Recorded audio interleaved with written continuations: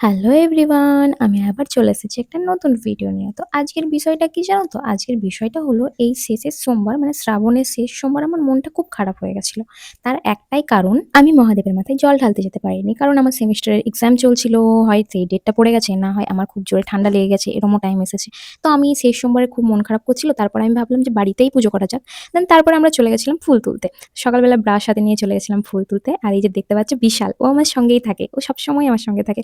তো ও না খুব ভালো। ওই আমাকে বলে দিয়েছিল যে কোথায় ফুল পাবো। কারণ আমি তো জানতাম না। তারপর আমরা ফুল তুলে পাশের একটা পুকুরে হাত ধুয়ে নিয়েছিলাম। দেন হাত ধোয়ার পর আমরা বাড়ির দিকে যাচ্ছিলাম। তারপর ও আমাকে হাতে জল দিয়ে দিয়েছিল। কারণ আমি পুকুরের জলে নামতেও পারিনি। আমার ভয় লাগছিল তাই। তারপর আমরা বাড়ি চলে এলাম। আর বাড়ি আসার পর ও বাড়ি চলে গেল আমাকে বাই করে। আর এই যে দেখতে পাচ্ছ এই ফুল গাছটা হলো আমাদের বাড়ির ফুল গাছ। এই ফুল গাছটা থেকে আমরা প্রত্যেকদিন ফুল তুলে বাড়ির পুজো করি। তো তারপর আমি মালা গাঁথতে বসে পড়লাম। আস্তে, আস্তে আমি সব ফুলগুলো ছাড়িয়ে নিলাম। তারপরে মালা গাঁথতে স্টার্ট করলাম। আমি না এই মালা গাঁথাটা Instagram এ একটা রিলে দেখেছিলাম। হ্যাঁ? তো আমার না খুব পছন্দ হয়েছিল।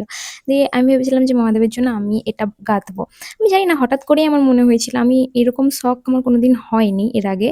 নিজের হাতে ফুল গেঁথে তারপর মালা পরানো। তো হঠাৎ করেই হয়েছে। তারপরে মালাটা কমপ্লিট হওয়ার পর আমি স্নানে চলে গেছিলাম। স্নান করে এসে আমি টোনার, ময়েশ্চারাইজার লাগিয়ে তারপরে আমি মন্দিরে চলে গেছিলাম পুজো করার জন্য।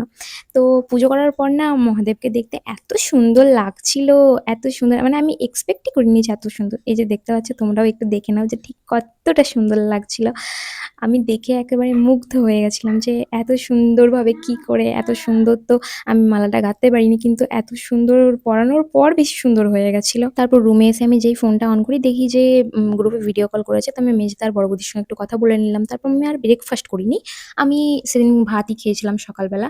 মাছ ভাজা, আলু ভাজা, ভেন্ডি ভাজা আর একটু আলুর চোখা আর সঙ্গে থাকে যদি লেবু। ওহ মাই গড! তাহলে আর কিছুই চাই না। তারপরে খাওয়ার পর আমি একটু একটা ড্রেসে এমব্রয়ডারি করছিলাম।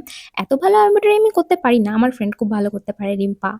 ওই আমাকে শিখিয়ে দিয়েছে যে কেমন করে কি করতে হয়।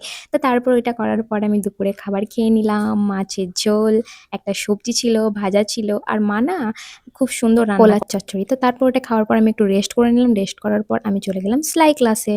তো তারপর এই যে দেখতে পাচ্ছ এটা হলো মামি।